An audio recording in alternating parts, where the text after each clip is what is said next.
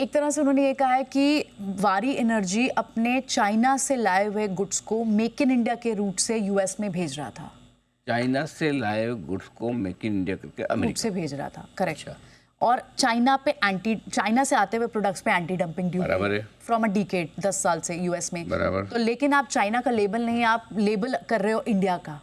इस वजह से यूएस की इन्वेस्टिगेशन है, यूएस का प्रोब है, वहां पर जांच हो रही है जी। तो यूएस की कस्टम ऑफिशियल ने वारी एनर्जीज पर इसी चीज की इन्वेस्टिगेशन और जांच की है कि ये चाइना में बने थे सेल्स और सोलर पैनल्स जिन्हें ये यूएस में बेच रहा था, लेकिन टैरिफ से वहाँ जो एंटी डंपिंग ड्यूटी लगनी है, टैरिफ लगना है, उनसे बच रहा था। और इसी वजह से उन्होंने एक मेमो, यूएस के कस्टम और ब्रॉडर प्रोटेक्शन ने वारी एनर्जी को एक मेमो जारी किया है और इसी में दावा किया उन्होंने कि अमेरिका में जो लगने वाली एंटी डंपिंग ड्यूटी थी, काउंटर वेलिंग ड्यूटी थी, उसको बचाने की, उससे बचने की कोशिश वारी एनर्जी कर रहा था।